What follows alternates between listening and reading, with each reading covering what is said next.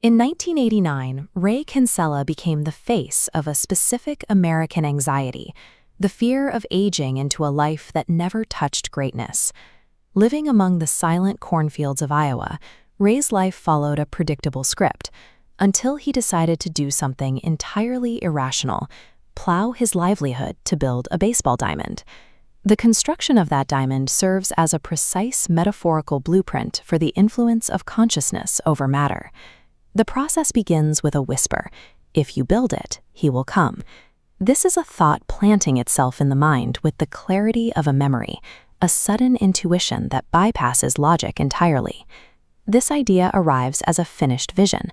Ray can see the players and the field with total clarity, even though he has no plan, no money, and no reason to believe his crops should be replaced by bleachers. This creates an immediate crisis. Ray is caught between an internal certainty and an external reality that warns of family bankruptcy. This tension is the actual starting line of the journey. The vision is only tested when it directly contradicts the physical evidence of a struggling farm. Manifestation in this story isn't a passive wait. Ray has to physically move toward his goal, destroying his only source of income to prepare the ground for a reality that only he can see. His wife, Annie, is the reason he can sustain this momentum. She doesn't just tolerate the project, she validates it. Annie acts as a protective buffer. By trusting Ray's vision, she shields his belief from the skepticism of the outside world, ensuring the idea doesn't wither under the weight of local gossip and financial pressure. Once the field is set, the universe begins to offer signs. The journey starts to generate its own momentum through a series of increasingly improbable coincidences that pull Ray away from the farm. These signs lead him to Terrence Mann, a reclusive writer who initially scoffs at the idea, but eventually finds himself unable to resist the pull of what Ray is building. The trail then leads him to Doc Graham, reinforcing a difficult lesson. The path only reveals itself one step at a time, and Ray must trust each one without knowing where the final turn will take him. Entering this flow is about maintaining that trust even when the destination is hidden, following a sequential trail of events that eventually align to form a complete picture. Eventually, the field is finished, but it remains empty. This is the moment where Ray's internal vision faces the harshest possible test, the evidence of his own eyes telling him he has failed.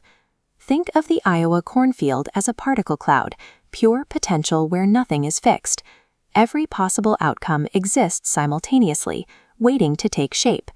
In quantum mechanics, observation changes particle behavior. Ray's expectation acts as that observation, focusing the chaos and forcing it to solidify into a single physical reality. This is why the historic players finally step out of the clorn.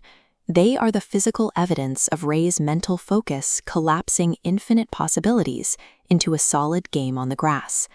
Ray's belief was so dense and his preparation so total that the physical universe had to adjust to match what was happening in his mind.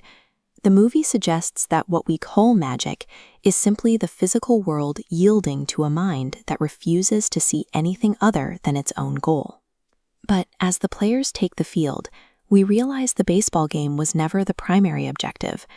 The universe wasn't delivering a sports victory, it was delivering emotional restoration. The real manifestation is the appearance of Ray's father, providing a chance for a reconciliation that was once impossible. This reveals a core mechanic of the story.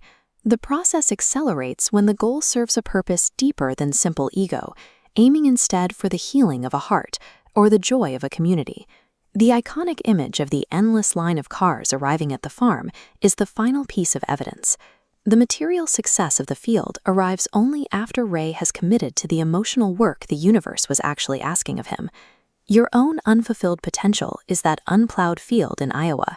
It is a space of total fertility waiting for a clear set of instructions. The question for the viewer is simple.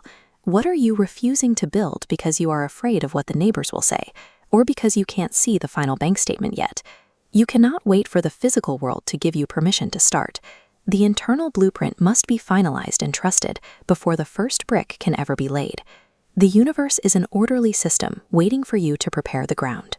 If you can hold the vision with total clarity, the reality has no choice but to enter the field.